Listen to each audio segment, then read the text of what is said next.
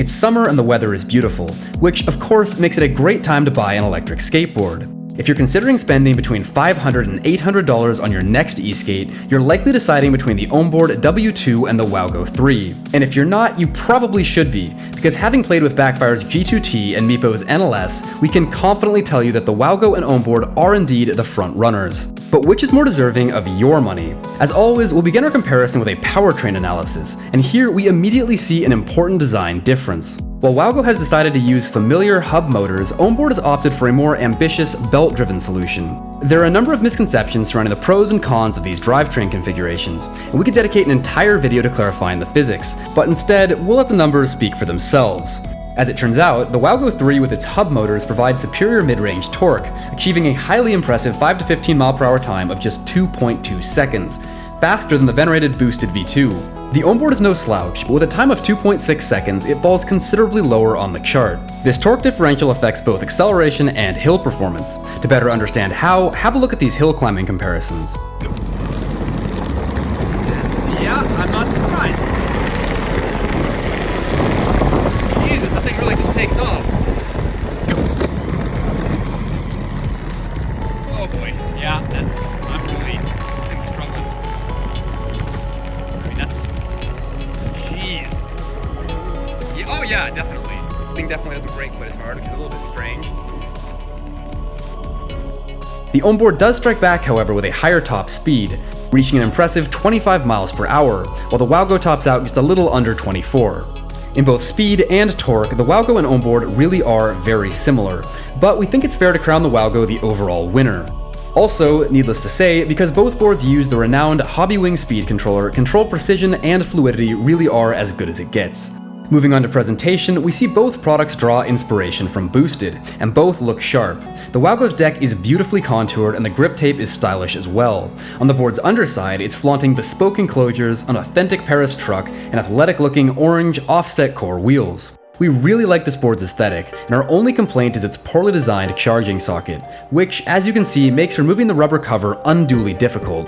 The Ownboard is also a stylish machine, but again, struggles to keep pace. We like the green wheels, but the shape of the deck and the more generic-looking enclosures just aren't attractive. And speaking of generic, the Ownboard uses the same plain Hobbywing remote that's been shipping with budget boards for the last year and a half, while the WowGo includes this custom number, complete with a speedometer, odometer, and a more premium-feeling texture.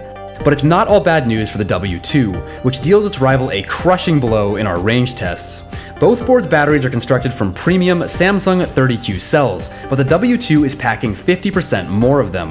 The result is not only 50% greater nominal capacity, but also greater efficiency, as each cell is stressed less. As a result, the W2 delivers nearly twice the real-world range, traveling an unprecedented 16 sag-free miles, while its rival begins to falter at only 8. Granted, additional cells add additional weight, but thanks to the W2's smaller wheels and lighter powertrain, it actually weighs almost a pound less than the WowGo. Further, the W2's belt-driven powertrain offers benefits for ride quality and customizability, while the WowGo's thinly sleeved hub motors tend to chatter and skip about on rough surfaces, transmitting road imperfections straight into the rider's ankles. The W2's fully thaned rear wheels soak up bumps and struggle less for traction.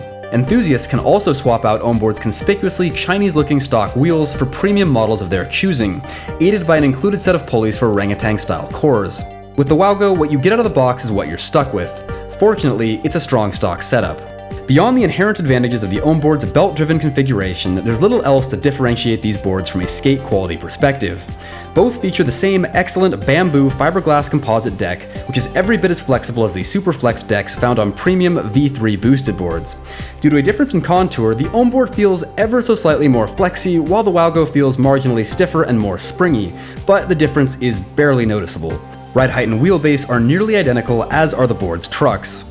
Granted, the WowGo ostensibly features an authentic Paris truck up front, while Ownboard uses an unbranded clone, but we couldn't discern any difference in handling between the two after swapping in our preferred bushings. Which brings us to a difficult conclusion. The WowGo is better looking, has superior mid-range torque, has a better remote, and costs about $75 less than the W2 after discounts. It is the first Chinese board with the aesthetic refinement to pass as a truly premium product. The Ownboard, on the other hand, offers twice the range at a lighter weight, a smoother ride, and greater latitude for upgrades and customization. At the end of the day, your buying decision will depend mostly on your commitment to the activity. If you're an enthusiast looking for the best skate experience and an extensible platform for customization and upgrades, the W2 will take you further. But if you're less willing to invest your time and money into wringing the most value out of your board, you may consider saving $75 and getting a superbly refined product straight out of the box.